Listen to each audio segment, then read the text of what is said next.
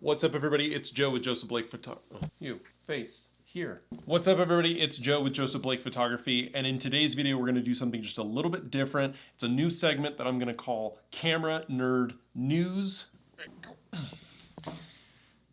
Okay, I'm Joe. This is my channel, Joseph Blake Photography. I am a landscape and portrait photographer here in Las Vegas, Nevada, and I've been doing thousands of portraits over the last couple of weeks. I've still got lots of photos to go through, but I need to take a break. So we're gonna go through this mail, and then we're gonna talk about some of the photo news and some of the new cameras that we have out. So I just went to the UPS store, and they had some packages for me. So we're gonna unbox some of these, right? The first one that I have that's trash. Okay, so all right, so the first one I have, this is a 7-inch monitor from Newer that they sent me to review. I'm excited to see that because it lets you put LUTs in it. This is a different camera monitor. This is called an Andy-Sin or Andy-Sin. I did not realize that I was getting two monitors to review from two different companies. So maybe I'll do two reviews and then I'll do a head-to-head. The feature set on this looks very similar to the Newer, so this is gonna be fun. Okay, what's next? Okay, this I'm excited about.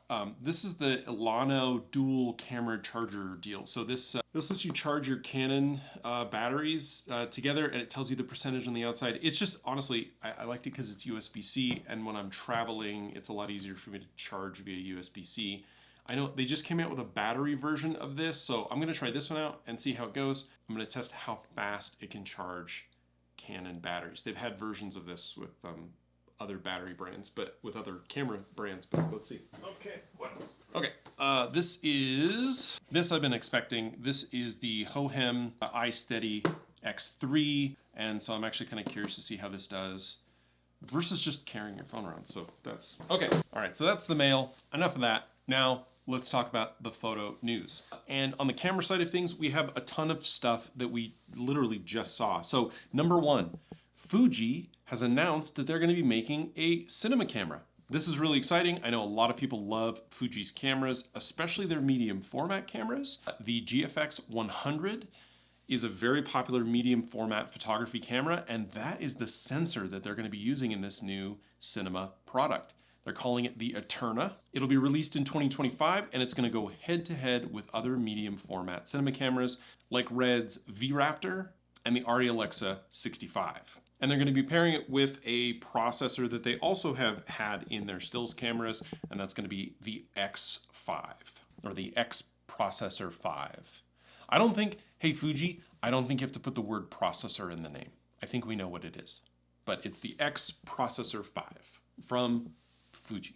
Now, a lot of cinema cameras, including for those from Sony and Canon, a lot of cinema cameras are actually more like a crop sensor, right? They're Super 35, which, if you don't know what that is, that's if you take a 35mm frame and you turn it sideways, right? Or so it is a smaller frame than a traditional 35mm frame, but we're talking about something that's almost 2 times a 35mm frame. That's why they call it a 65, is because that's big, and then IMAX 70.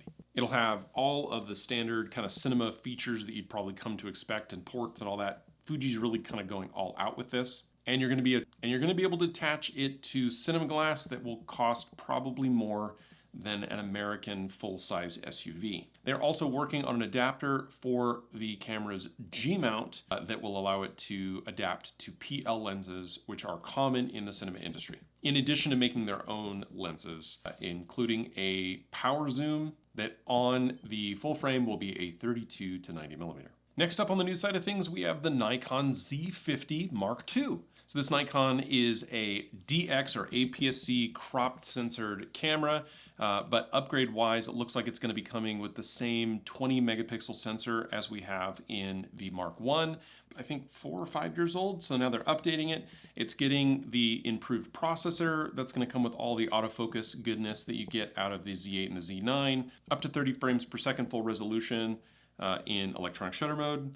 And even though it's a crop sensor, it's actually on the video side still going to get 4K 60. It'll shoot 10-bit N-Log, and they've actually added a dedicated button for things like picture styles so that you can create styles and add style to your pictures. They're also adding a pre-buffer to this camera, so when you lightly press the shutter button, it will begin the pre-buffer, and then when you hit the button, it'll actually commit those to the card. They've also upgraded the EVF to be brighter, added a headphone jack, and a bunch of buttons that honestly I think a lot of people were hoping for, since this is an kind of entry level on the photo side, but really going to be more of a creator-centric camera. It also has kind of a creator mode or review mode where, like, if you put something, if you put something in the front of the camera, it's gonna focus on that, as opposed to what some cameras will do, which is just kind of stay focused on the person. It's also coming with a bigger battery, and it supports UHS 2 SD cards. All right, last but not least, Sony has teased